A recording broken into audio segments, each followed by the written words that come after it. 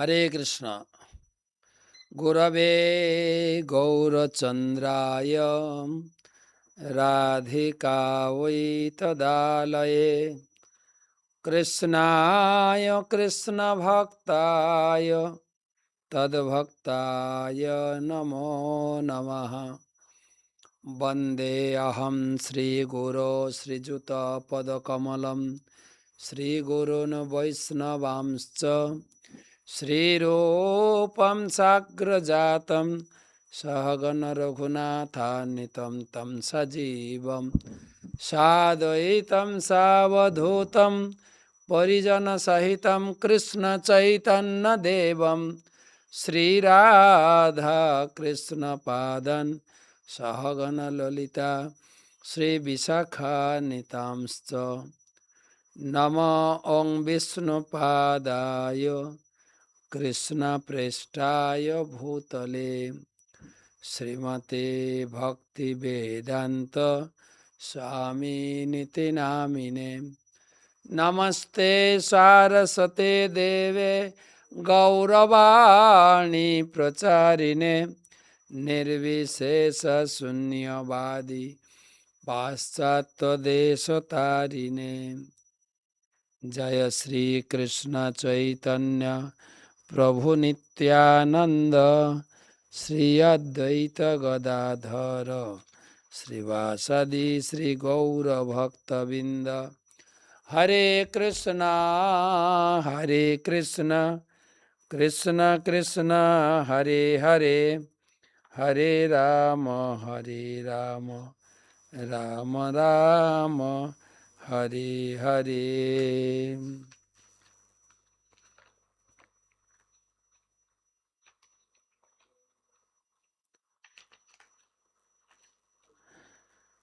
गीता नामानि वक्ष्यामि गुह्यानि शृणु पांडव कीर्तनात् सर्व पापानि विलयं जाति तत्क्षणात्। গীতার যে সমূহ নাম কীর্তিত হয়েছে সেগুলো উচ্চারণ করলেই সমস্ত পাপ থেকে দূর হয়। কি কি নাম উচ্চারণ হয়েছে গীতা? গঙ্গা গীতা চ সাবিত্রী সীতা সত্যা পতিব্রতা ব্রহ্মা বলির ব্রহ্মবিদ্যা ত্রিসন্ধ্যা মুক্ত গেহিনী अर्धमात्रा चिदानंदा भवग्नि भ्रांतिनाशिनी वेदत्रयी परानंदा तत्तार्थ ज्ञानमंजरी इत्येतानि जपन्नित्यं नरो निश्चलमानस ज्ञान सिद्धिं लभे नित्यं तथान्ते परमं पदम्।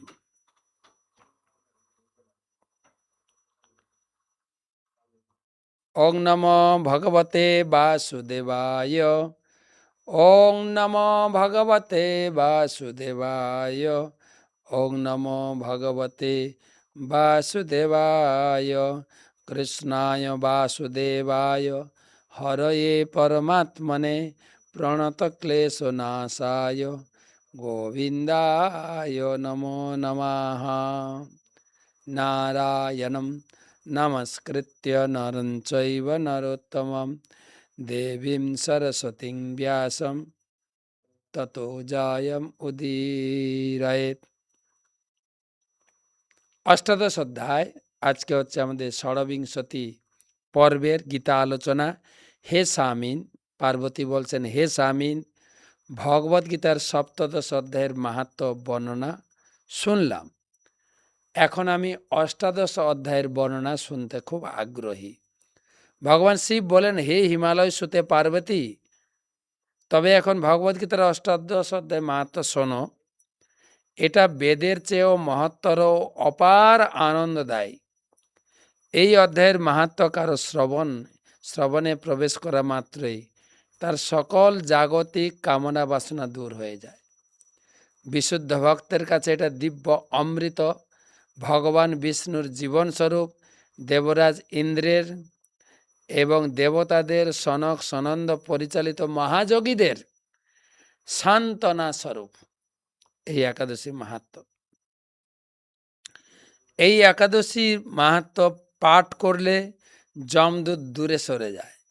অন্য কিছুর পাঠে এত শীঘ্র দুঃখ যন্ত্রণার হাত থেকে মুক্তি পাওয়া যায় না। এখন খুব ভক্তি সহকারে অষ্টাদশ অধ্যায়ের গীতা মাহাত্ম্য শ্রবণ করো। মেরু পর্বতের সর্বোচ্চ শিখরে বিশ্বকর্মা নির্মিত অমরাবতী অবস্থিত, স্বর্গের রাজধানী। এই স্বর্গরাজ্যে দেবরাজ ইন্দ্র তার পত্নী শচীদেবীর দ্বারা এবং দেবতাদের দ্বারা দুজন সেবিত হচ্ছেন। একদিন স্বর্গরাজ ইন্দ্র শান্তভাবে বসে আছেন। তিনি দেখলেন এক সুপুরুষ সেখানে এসে আবির্ভূত হলেন এবং ভগবান বিষ্ণুর ভৃত্যরা সকলে তার সেবা করছেন। আর কি হলো, সেই সুন্দর যুবক পুরুষকে দেখা মাত্রই ইন্দ্র তার গদি থেকে নিচে পড়ে গেলেন, আসন থেকে পড়ে গেলেন। আর তখন ইন্দ্রের সেবারত দেবতাগণ মাটি থেকে সেই মুকুটটি তুলে সে যে সুন্দর সুপুরুষ তার মাথায় পরিয়ে দিলেন। তারপর সমস্ত দেবতা স্বর্গবাসী নতুন সুপুরুষ স্বর্গরাজ্যে আরতি ও অপূর্ব সঙ্গীত লহরী দ্বারা বন্দনা করলেন। মহাঋষিগণ সেখানে আবির্ভূত হয়ে তাদের আশীর্বাদ বর্ষণ করলেন। ব্রাহ্মণেরা বৈদিক মন্ত্র পাঠ করলেন এবং এবং গন্ধর্ব অপ্সরা তারা গাইতে শুরু করলেন, নাচতে শুরু করলেন। দেবরাজ ইন্দ্র অবাক হয়ে গেলেন, আর এ কোন ব্যক্তি?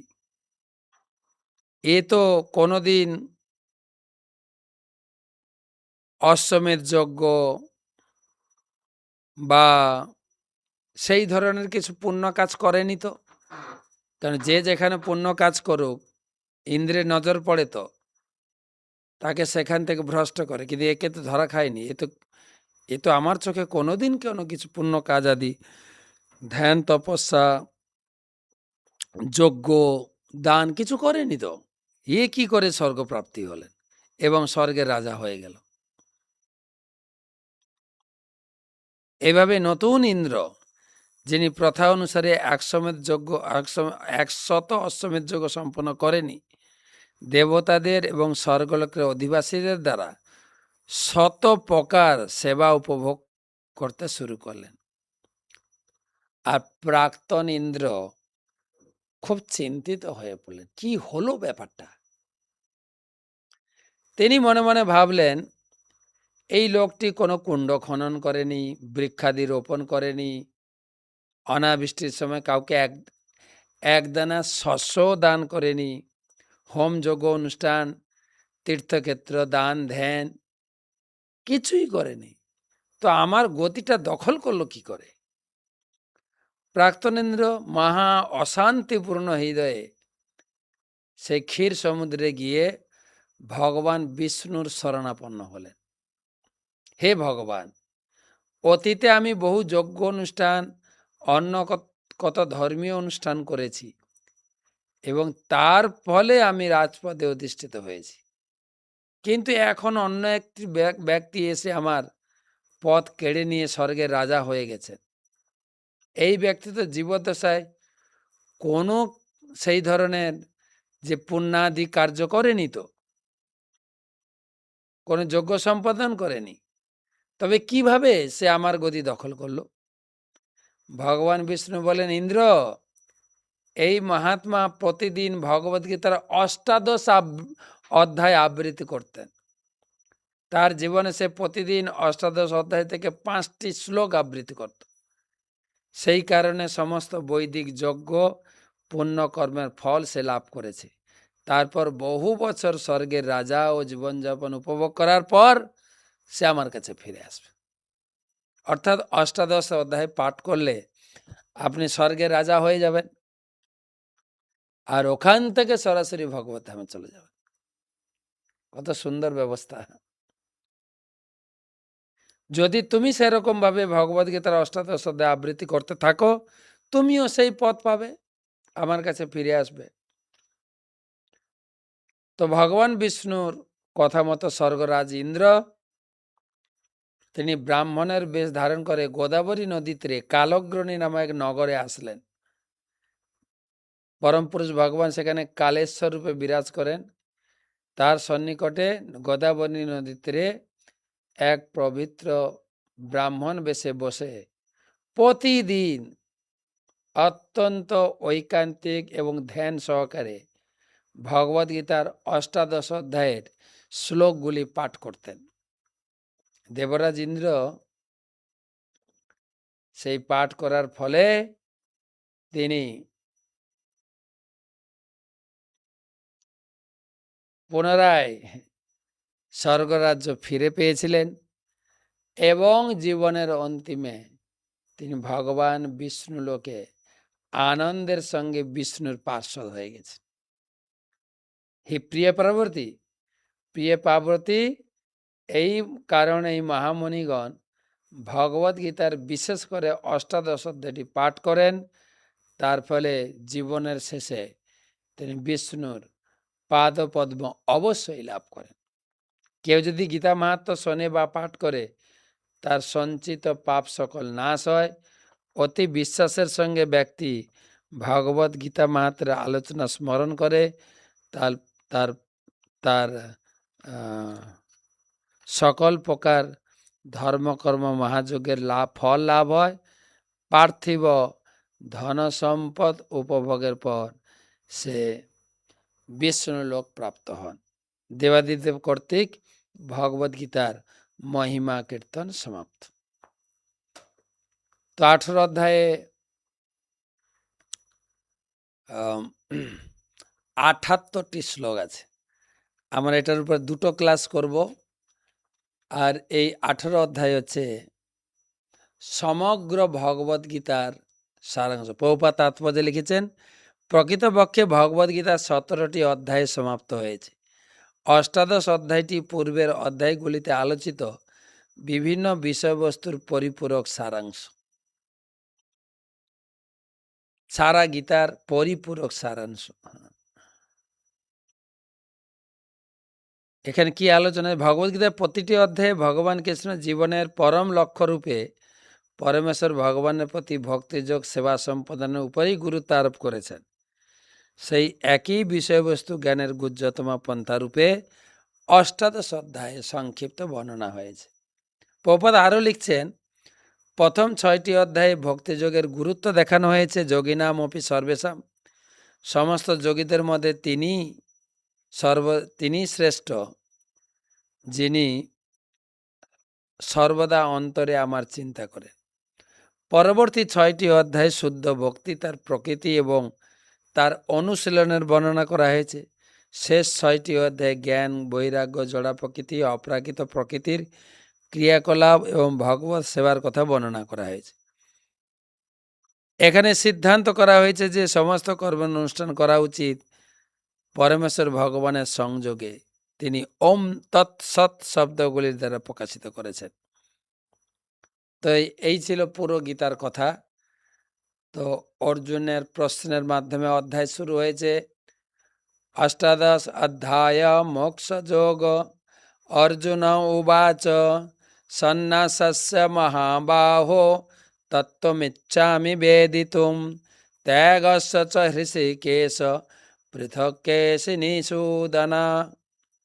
অর্জুন জিজ্ঞাসা করলেন, হে মহাবীর, হে হৃষিকেশ, হে কেশিসূদন, আমি সন্ন্যাস ও ত্যাগের তত্ত্ব পৃথকভাবে জানতে চাই। সন্ন্যাসটা কি, ত্যাগটা কি? ভগবান উত্তর দিচ্ছেন, শ্রী ভগবান উবাচ কাম্যানাম কর্মণাম ন্যাসম সন্ন্যাসম কবয়ো বিদুঃ সর্বকর্ম ফল ত্যাগম তে প্রাহু ত্যাগং বিচক্ষণা। ভগবান বললেন, পণ্ডিতগণ কাম্য কর্মসমূহের ত্যাগকে সন্ন্যাস বলে, আর বিচক্ষণ ব্যক্তিগণ সমস্ত কর্ম ত্যাগ পরিহারকে ত্যাগ বলে। কাম ত্যাগ করাকে সন্ন্যাসী, কর্মের ফল ত্যাগ করাকে ত্যাগী বলা হয়। সরাসরি ভগবান উত্তর দিলেন। আর এখানে ভগবান হচ্ছেন কেশিসূদন হৃষিকেশ। ভক্তের মনে যত সংশয়, সংশয়কে অসুরের সঙ্গে তুলনা করা হয়। তাই সমস্ত সংশয়কে দূর করার জন্য কেশিসূদন, ভগবান কৃষ্ণের একটা নাম কেশিসূদন, যিনি কেশি দৈত্যকে বধ করেছিলেন। আর বধ করার পরে তিনি কেশি ঘাটে বিশ্রাম নিয়েছিলেন। কেশিকে বধ করার পরে বিশ্রাম নিয়েছিলেন, সেই জন্য সে ঘাটের নাম কেশি ঘাট। ত্যাজ্যম দোষ বদিত্যেকে কর্ম প্রাহো মণিষিণ যজ্ঞদান তপ কর্ম ন্যাতেজমিতি চাপরে। এক শ্রেণীর মনীষীগণ বলেন সকাম কর্ম দোষযুক্ত বলে পরিত্যাজ্য, আর অপর শ্রেণীর পণ্ডিত জ্ঞান যজ্ঞ তপস্যা প্রভৃতি কর্মকে অপরিত্যাজ্য বলে সিদ্ধান্ত করেছে।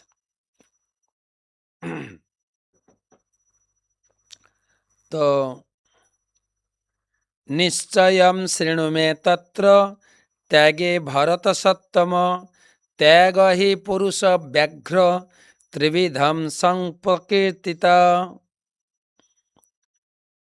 হে ভারত শ্রেষ্ঠ, ত্যাগ সম্বন্ধে আমার নিশ্চিত সিদ্ধান্ত শ্রবণ করো। হে পুরুষ ব্যাঘ্র, শাস্ত্রে ত্যাগ ও 3 প্রকার বলে কথিত হয়েছে। যজ্ঞদান তপ কর্ম ন ত্যজৎ কার্যমেব তৎ যজ্ঞদানম তপশ্চৈব পাবনানি মনীষিণাম। যজ্ঞ দান তপস্যা আদি কর্ম ত্যায্য নয়, তা অবশ্যই করা কর্তব্য। যজ্ঞ দান তপস্যা মনীষীদের পর্যন্ত পবিত্র করে। মনীষিণাম পবিত্র, পাবনানি মনীষিণাম। যজ্ঞ দান তপস্যা কর্ম কখনো ত্যাগ করা যায় না। পাবনানি মনীষিণা মানে যারা মুক্ত পুরুষ তারাও ত্যাগ করেন না, কেন এটা সবসময় মনীষীকে পবিত্র রাখে। কখনো যদি নিজেকে মুক্ত হয়ে গেছি বলে ত্যাগ করে দিই, মুশকিল আছে। এতন্নাপি তু কর্মাণি সঙ্গম ত্যক্তা ফলানি চ কর্তব্যানীতি মে পার্থ নিশ্চিতম যতমুত্তমম। হে পার্থ, আসক্তি ও ফলের আশা পরিত্যাগ করে এই সমস্ত কর্ম কর্তব্য বোধেই অনুষ্ঠান করা উচিত। এই কাজগুলো করতে হবে আসক্তি বাদ দিয়ে, ফলের আশা বাদ দিয়ে, তাহলে ফল পাওয়া যাবে। নিয়তস্য তু সন্ন্যাস কর্মণ নোপলিপ্যতে মহাত্তস্য পরিত্যাগ তামস পরিকীর্তিত তত্তামস পরিকীর্তিত।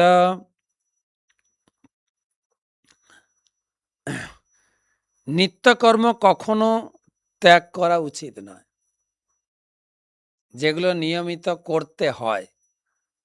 মোহবশত কেউ যদি ত্যাগ করে তাকে তামসিক ত্যাগ বলে। দুঃখ মিথ্যেব যৎকর্ম কায় ক্লেশ ভয়াত্তজেত সকৃত্য রাজসম ত্যাগম নৈব ত্যাগ ফলম লভেত।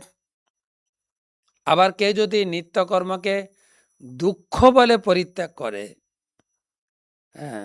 তাহলে রাজসিক ত্যাগ। যেরকম প্রভুপাদ উদাহরণ দিয়েছেন, মঙ্গলারীতে তো এই শীতের দিনে ঘুম থেকে উঠে শয্যা ত্যাগ করে স্নান করে কাপড় চোপড় তিলক আদি পরে মন্দিরে যাও। কেউ মনে করবেন এই তো ঠান্ডা, আমি স্নান করব না, এটাকে রাজসিক ত্যাগ বলে। কার্য মিথ্যেব যৎকর্ম নিয়তম ক্রিয়তে অর্জুন সঙ্গম ত্যক্তা ফলম চৈব সত্যাগ সাত্বিক মতঃ। হে অর্জুন, আসক্তি ও ফল পরিত্যাগ করে কর্তব্যবোধে যে নিত্যকর্মের অনুষ্ঠান হয়, আমার মতে সেই ত্যাগ সাত্বিক। আসক্তি ত্যাগ, কর্ম ফল ত্যাগ করে কর্তব্য কর্মবোধে তুমি করো, এটা আমার করণীয়, এটা আমাকে করতে হবে। যেরকম ভক্তরা যারা কোম্পানিতে বা সরকারি অফিসে চাকরি করেন, তার একটাই লক্ষ্য, আমাকে সরকার বা কোম্পানি টাকা দিচ্ছেন, যে টাকা দিয়ে আমি ভগবানের সেবা করছি, তাই সরকারি বা কোম্পানির কাজ আমাকে ভালো করে করতে হবে, নিজের জন্য না, ভগবানের জন্য। যে পয়সা দিয়ে আমি ভগবানের সাত্ত্বিক না দেশটা কুশলম কর্ম কুশলে না অনুসজ্জতে ত্যাগী সত্য সমাবিষ্ট মেধাবী চিহ্ন সংশয়। সত্যগুণে আবিষ্ট মেধাবী ও সমস্ত সংশয় থাকতে মুক্ত ত্যাগী অশুভ কর্মে বিদ্বেষ করেন না, শুভ কর্মে আসক্ত হন না। নহি দেহ ভীতা শক্যম তক্তুম কর্মাণ অশেষত যস্তু কর্ম ফল ত্যাগী সত্যাগী তভিধীয়তে। অবশ্যই দেহধারী জীবের পক্ষে সমস্ত কর্ম পরিত্যাগ করা সম্ভব নয়, কিন্তু যিনি সমস্ত কর্ম ফল পরিত্যাগ করেছেন, কর্ম ত্যাগ করতে পারেন না। কারণ তৃতীয় অধ্যায়ে শুরুতে ভগবান বলেছেন কর্ম ত্যাগ করে কেউ থাকতে পারে না, তাই কর্ম ত্যাগ করা যায় না। বাস্তবিক পক্ষে যিনি কর্মের ফল ত্যাগ করেন, যেরকম ভক্তিবিনোদ ঠাকুর লিখেছেন, বিষয়ে যে প্রীতি এবে আছয় আমার, সেই মতো প্রীতি হোক চরণে তোমার। তাই কর্ম ত্যাগ করা যায় না, কর্মের ফল ত্যাগ করা যায়।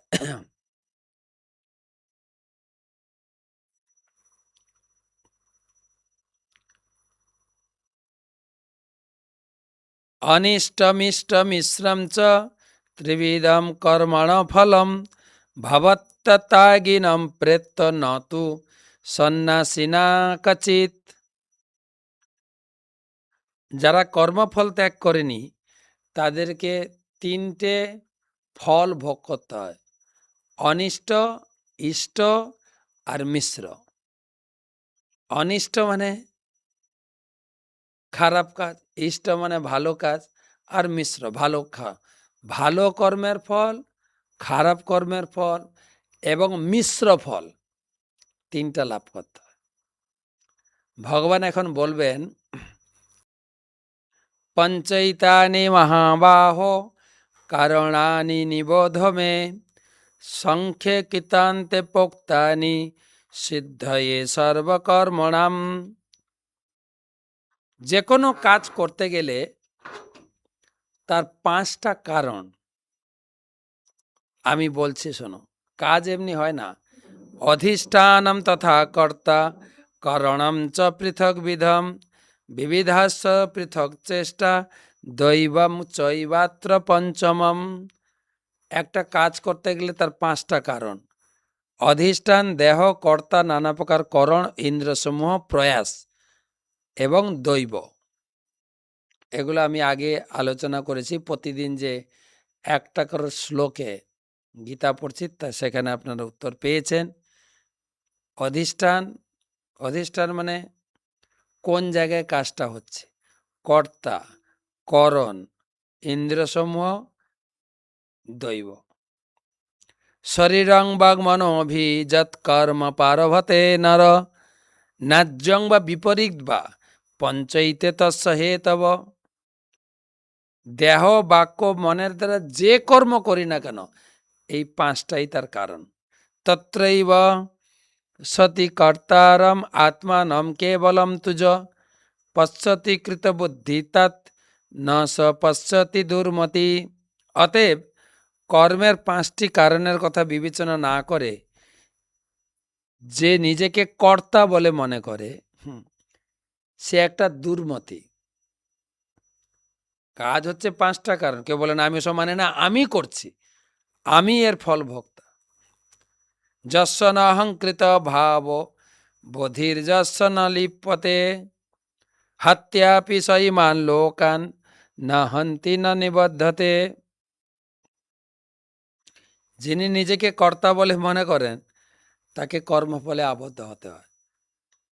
আর যিনি ভগবদ্গীতার নির্দেশ মেনে কাজ করেন সে জগতের সব লোককে মারলেও তিনি কোনো কিছুর ফলের ভাগী হন না। প্রভুপাদ উদাহরণ দিয়েছেন, কোনো সৈনিক যখন তার সেনাপতির আদেশ অনুসারে শত্রু সৈনিককে হত্যা করে, তখন তাকে বিচারের কাঠগড়ায় দাঁড়াতে হয় না, বরং তিনি পুরস্কৃত হন। কেন? না, তিনি তার সেনাপতির নির্দেশ অনুযায়ী কাজ করেছেন। জ্ঞানম জ্ঞেয় পরিজ্ঞাতা ত্রিবিধ কর্মচোদনা করণম কর্ম কর্মেতি করণম কর্ম কর্তেতি ত্রিবিধম কর্ম সংগ্রহ। জ্ঞান, জ্ঞেয়, পরিজ্ঞাতা তিনটি কর্মের প্রেরণা, কর্ম, করণ, কর্তা তিনটি কর্মের আশ্রয়।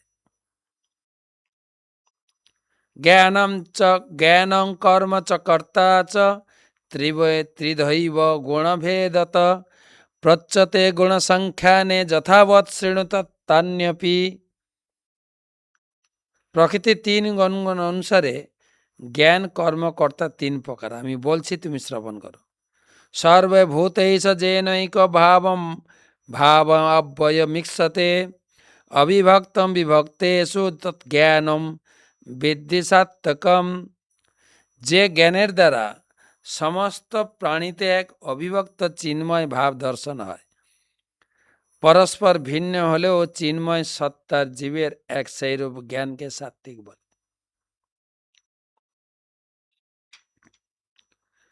পৃথক তেন তুজ্জ্ঞানম নানা ভাবন পৃথক বিধান ব্যক্তি সর্বেষু ভূতেষু তজ্জ্ঞানং বিদ্ধি রাজসম। যে জ্ঞানের দ্বারা সমস্ত প্রাণীতে ভিন্ন ভিন্ন আত্মা দর্শন হয়, তাকে রাজসিক জ্ঞান বলে। সাত্ত্বিক জ্ঞান কাকে বলে?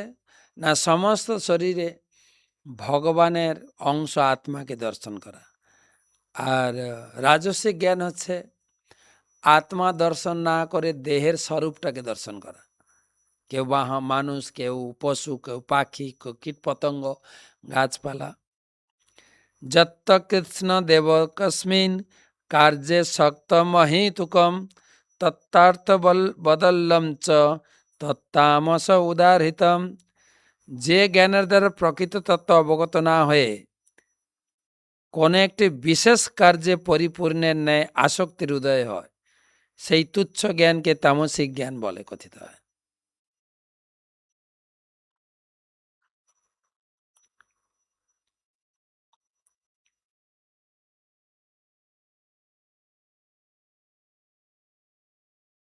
মানে মন গড়া কিছু ভেবে না হয়। নিয়তম সঙ্গরহিতম অরাগদেশত কৃতম অফল প্রেপসুনা কর্ম যৎসাত্ত্বিকম উচ্যতে যত্তৎসাত্ত্বিকম উচ্যতে। ফলের কামনা সমূহ আসক্তি রহিত রাগদেশ বর্জনপূর্বক যে নিত্য কর্ম অনুষ্ঠিত হয়, সাত্ত্বিক। যত্তু কামেন সুনা কর্ম সাহংকারেণ বা পুনঃ ক্রিয়তে বহুলায়াসন তদ রাজসম উদাহৃত। অহংকার যুক্ত এবং কষ্টসাধ্য যে কর্ম অনুষ্ঠান হয়, তা রাজসিক।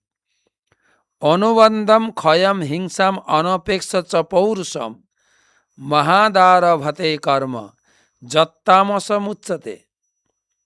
ভবিষ্যতের বন্ধন, কর্ম, জ্ঞানাদির ক্ষয়, হিংসা, নিজ সামর্থ্যের পরিণতির কথা বিবেচনা না করে মোহবশত যে কর্ম অনুষ্ঠিত হয়, তাকে তামসিক কর্ম বলে। মোহবশত।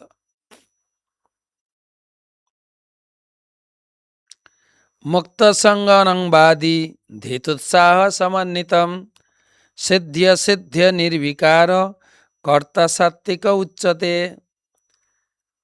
জড় আসক্তি থেকে মুক্ত, অহংকার শূন্য, ধৃতি ও উৎসাহ সমন্বিত, সিদ্ধি অসিদ্ধিতে নির্বিকার, তাকে সেই কর্তাকে সাত্ত্বিক কর্তা বলে। রাজসিক কর্তা রাগী কর্ম ফেলসু লুব্ধ হিংসাত্মক সূচি হর্ষ শোকান্বিত কর্তা রাজসং পরিকীর্তিত।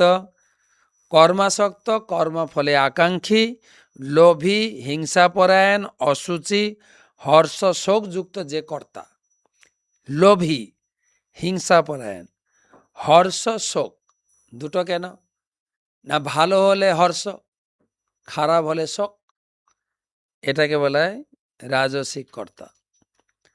অযুক্ত প্রাকৃত স্তব্ধ শট নৈষ্কলহ লেশ বিষাদি দীর্ঘসূত্রী চ কর্তা তামসমুচ্যতে।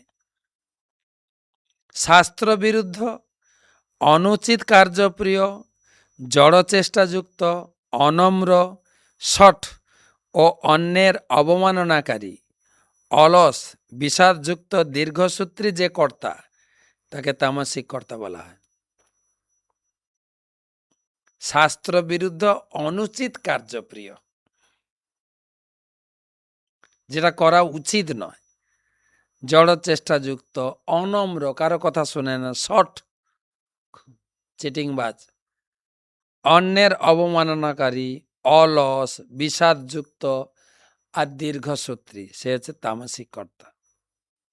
দীর্ঘসূত্রী তো সরকারি কর্মচারীরা, কাজ দেবেন, কাজ করবে না, আজকে আসো, কালকে আসো, দেখছি রে, এত তাড়াহুড়া কিসের, তোমার মাথায় কি পাহাড় চেপে গেছে, কাজ করতে দাও, এত তাড়াহুড়া করো না, দীর্ঘসূত্রী, সব তামসিক।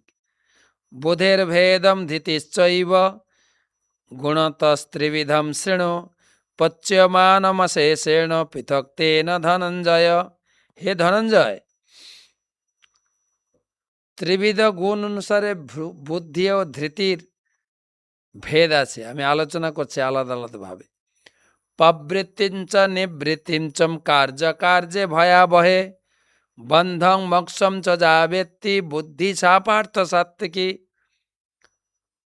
যে বুদ্ধি দ্বারা প্রবৃত্তি, নিবৃত্তি, কার্য অকার্য, ভয় অভয়, বন্ধন ও মুক্তি পার্থক্য জানা যায়, যে বুদ্ধি দিয়ে বোঝা যায় ভালো কোনটা খারাপ কোনটা, প্রবৃত্তি কোনটা নিবৃত্তি কোনটা, কার্য কোনটা অকার্য কোনটা, ভালোভাবে বোঝা যায়, তাকে বলা হয়, সেই বুদ্ধি হচ্ছে সাত্ত্বিকী। জয়া ধর্মম অধর্মম চম কার্যম অকার্য হে বচ অযথাবৎ প্রজানাতি বুদ্ধি স্বার্থ রাজসী।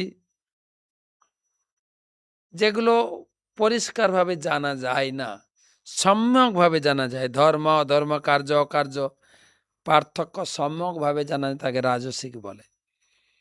আর যাতে বুঝাই যায় না, অধর্মম ধর্মমিতি যা মন্যতে তমসাবৃতা সর্বার্থান বিপরীতাংশ বুদ্ধি সা পার্থ তামসী। আবার যে বুদ্ধির দ্বারা ধর্মকে ধর্ম, সমস্ত বস্তুকে বিপরীত তমসাবৃত, তাকে সেই বুদ্ধি তামসিক বুদ্ধি। দেখুন জগতে ধর্মকে অধর্ম, অধর্মকে ধর্ম বলছে।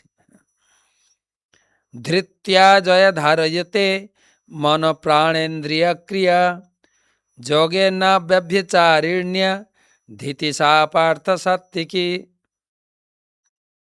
যে অব্যভিচারিণী ধীতি যোগ অভ্যাস মন ও প্রাণ ইন্দ্রিয়ের ক্রিয়া সকলকে ধারণ করে, সেই ধৃতি, ধৃতি মানে ধৈর্য, অব্যভিচারী ভক্তি যিনি করেন, সেই ধৈর্যকে সাত্ত্বিক ধৈর্য বলে।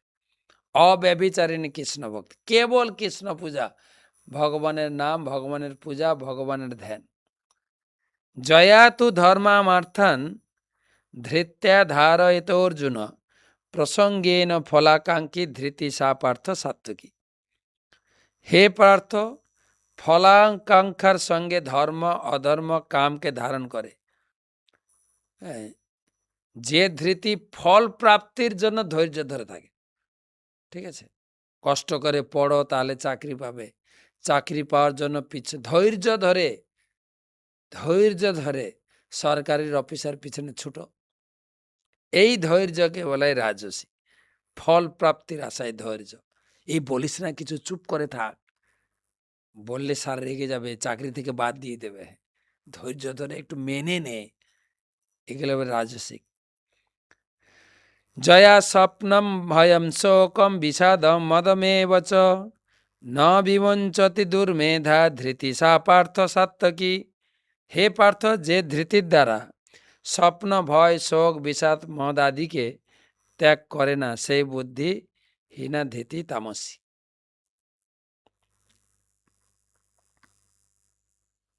মানে স্বপ্নের মতো দীর্ঘসূত্রী। সুখম তিদানীন ত্রিবিধম শৃণু মে ভরতর্ষভ অভ্যাসাদ রমতে যত্র দুঃখ্যান্তম চ নিগচ্ছতি। হে ভারত শ্রেষ্ঠ, এখন তুমি আমার কাছ থেকে ত্রিবিধ সুখের বিষয় শ্রবণ করো, যার মাধ্যমে বদ্ধজীব রমণ করে এবং কখনো কখনো দুঃখ লাভ করে। ত্রিবিধ সুখ, ইন্টারেস্টিং। যদগ্রে বিষমিব পরিণামে অমৃতোপমম তৎসুখম সাত্বিকং প্রক্তম আত্মবুদ্ধি প্রসাদনম। যেটা প্রথমে, যে কাজে প্রথমে বিষের মতো আর পরিণামে অমৃত তুল্য, আত্মা সম্বন্ধে বুদ্ধি নির্মলতা থেকে জাত সাত্বিক সুখ। সাত্বিক সুখটা হচ্ছে প্রথমে কষ্ট, তারপরে সুখ। কষ্ট করলে কেষ্ট মেলে। রাজসিকটা উল্টো। বিষয়ে ইন্দ্র সংযোগাৎ যত্তৎ অগ্রে অমৃতোপমম পরিণামে বিষমিব তৎসুখম রাজসংস্মিতম। যে সুখ প্রথমে অমৃতের মতো, পরে দুঃখ। প্রভুপাদ উদাহরণ দিয়েছেন স্ত্রী পুরুষের ভালোবাসা।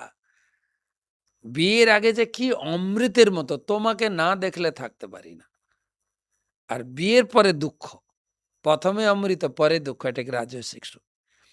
জগৎ যদগ্রে চানুবন্ধে চ সুখং মোহনমাত্মনা নিদ্রালস প্রমাদথ্যম তত্তামসমুদাহৃতম। আর যে সুখ প্রথমে শেষে মাঝে একদম সুখ নাই, কেবল নিদ্রা আলস প্রমাদ থেকে সুখ, ঘুমালে সুখ লাগে, সেটাকে বলে তামসিক সুখ।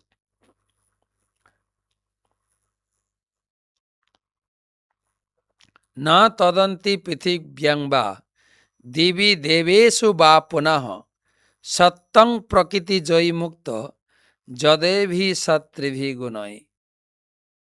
এই পৃথিবীতে মানুষদের মধ্যে অথবা স্বর্গে দেবতার মধ্যে এমন কোন প্রাণীর অস্তিত্ব নেই যে 3 গুণ থেকে মুক্ত। তো আজকে এই পর্যন্ত পড়ব। বাকি কালকের দিন আছে আমাদের গীতা আলোচনার লাস্ট দিন, এই বছরের শেষ দিন। আবার কালকে আছে একাদশী ব্রত, আবার পুত্রদা একাদশী। ইন্টারেস্টিং একাদশী, যে এই বছর একাদশী ধরবেন, শুরু করবেন, আর পরের বছর গিয়ে পালন করবেন। আমি একাদশী মাহাত্ম্য ছেড়েছি, ইউটিউবে আপনি দেখবেন, কি ইন্টারেস্টিং। এই বছরটা শেষ হচ্ছে একাদশী পালন করে, আর পরের বছরটা শুরু হবে দ্বাদশী খাওয়া দাওয়া করে। এমনিতে ইংরেজি মাস রাত্রি 12টা থেকে ধরা হয়, কিন্তু আমাদের প্রথা অনুযায়ী সূর্য উঠলেই দিন শুরু। এটা সময় মাপতে হয়, তাই রাত 12টায়, কিন্তু দিন শুরু হচ্ছে সকাল থেকে। তাই সকালে পালনের টাইম জেনে একাদশী ব্রত সমর্পণ করে দ্বাদশীতে শুরুতে ব্রাহ্মণ বৈষ্ণবদের সেবা দিয়ে তাদের অনুমতি নিয়ে পালন করবেন পরের বছর 2026-এ। তাই কালকে একাদশী ব্রত পালন ভালো করে করতে হবে। তা আবার পুত্রদা একাদশী, বিশেষ ফল প্রাপ্তি, পুত্র প্রাপ্তির আশায় যাদের যাদের পুত্র নেই বা পুত্র প্রাপ্তির আশা আকাঙ্ক্ষা রয়েছে, আপনারা সেই পুত্রদা একাদশী পালন করবেন কালকে। এবং কালকে ভগবদ্গীতা অষ্টাদশ অধ্যায়ের শেষ অংশ, ধরুন 41 থেকে 78 পর্যন্ত, যে ভগবদ্গীতার শেষ আলোচনা এবং গীতা মাহাত্ম্য এবং ভগবানের অন্তিম উপদেশ এবং গীতার অন্তিম শ্লোক উচ্চারণ করে আমরা একাদশী ব্রত পালন করব। 2025 সালকে বিদায় দেব, দিয়ে তারপরের দিন পালনের মাধ্যমে 2026 সালকে বরণ করে নেব।